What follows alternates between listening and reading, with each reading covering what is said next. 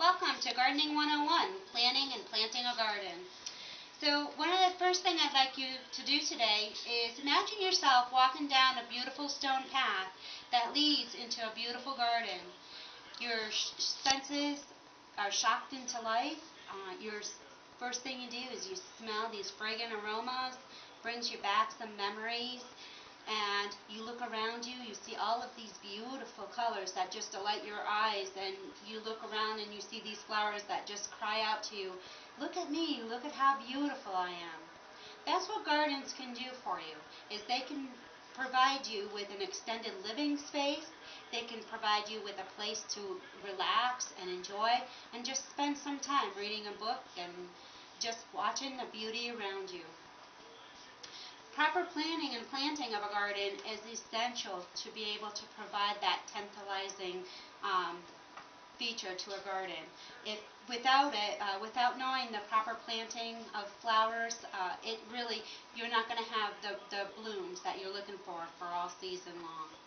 So the first thing that we should do is to look at a year in bloom.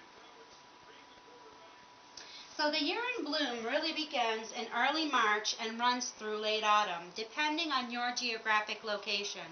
You'll want to make sure that you look for a USDA zone map, a hardiness zone map for your area that will let you know specifically what plants will do well in your area.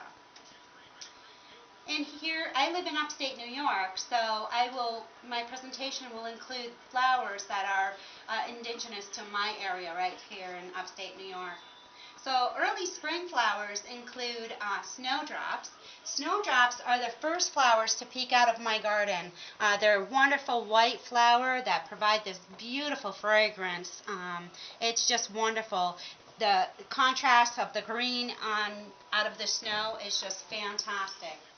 Forsythias, forsythias are not only a flowering bush, but there's also forsythia flowers, just like a bulb. But the yellow is so vibrant, it's just beautiful. The last one that I have here on my presentation is witch hazel. Witch hazel is also yellow, but it's just a little bit muted, not as bright as the forsythia. Early summer bloomers, those include oriental poppies. Oriental poppies come in a variety of colors. The two that I have in my garden are the orange and the pink. They are definitely very fragile flowers, and they don't last long. It doesn't take but a small breeze to come by to kind of blow away your petals, so that's the only drawback to the oriental poppies. But the flowers are so beautiful that they're worth the addition to your garden. The next is the lupine. Lupine comes in a wide range of colors, the pinks, the purples, the whitish. They're just gorgeous, and the foliage will last the rest of the summer, which is just fantastic. The last one that I have shown here is foxgloves. Foxgloves attract hummingbirds and bees. It's just fantastic to watch them. It's the perfect nectar to any of the hummingbirds and bees that might be in your garden. Because early summer bloomers kind of all bloom at the same time, tend to bloom at the same time, you can use sequencers to bridge that gap. A couple of the sequencers that I have on here in my garden are meadow rue, and ornamental grasses. Ornamental grasses come in such a wide variety. There's really, the choices are endless. And again, you want to make sure that you check with your hardiness zone, because that's definitely type of flower that the ornamental grasses are that you want to make sure that they're going to be hardy in your garden. High summer is really a time for fireworks. Early bloomers are just ending. Summer bloomers are just beginning, so it's the most colorful time in your garden. You want to pay attention to bloom times. One of the things that you can do is you can use a blooming chart to chart when things come into bloom, how long they lasted, what color, where they were located, how well they did. You can use that, do that using a tracking system with the bloom chart. You want to devise a powerful combination of flowers to make it the most colorful that you can make it. And you can also interweave flowers and foliage.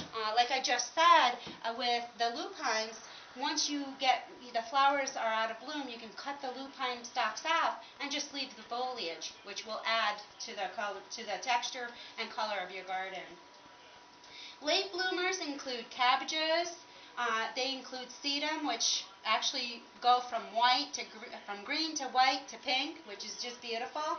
And of course, mums. Mums are a native favorite in our area. And again, you want to make sure to use native plants because those will excel in any of your gardens.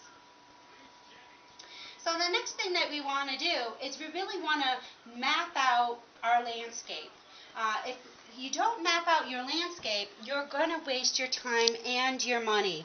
So the first thing you want to do is you want to draw it out on paper. You want to make sure that you put flowers where you think they're going to do best.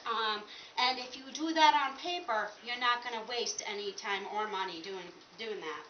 You can also visualize it using a three-dimensional plan, and that would include taking a garden hose and placing it on the ground, using different pots and baskets of different various heights and widths, and kind of just place it all out there on the ground, and that will give you a visual of what your garden will look like. The next thing you want to do is you want to match your plants to the site itself. You want to make sure that you know the hardiness zone of the flower that you've chosen. You want to make sure that the microclimate is what the flower needs. You want to make sure that it's the proper soil type. And the last thing you want to do is make sure there's no severe environments for that flower, that particular flower. So those are the kinds of things that you can do to map out your landscape. So next, let's look at how we can prepare our soil for the planting itself. So 4 steps to planting. The first is to loosen up the soil. You can do this in a variety of ways.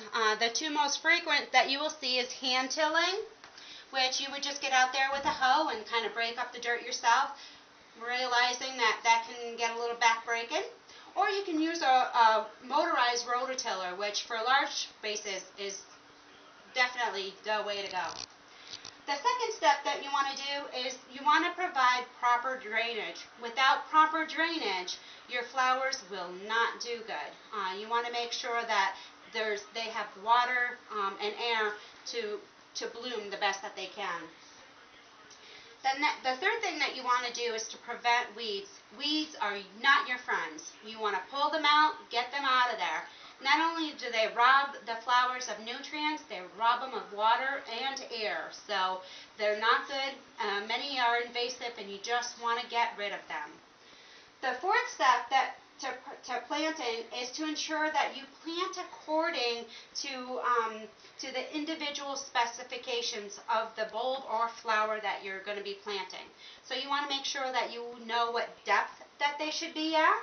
You want to make sure that you space them out properly, and you want to make sure you locate them where they need to be located, i.e. sunny or shade, and those 2 things will make sure that they're nice and that they will provide a nice bloom. So that concludes my presentation, and I hope that you enjoyed it. And good gardening and happy thoughts to you.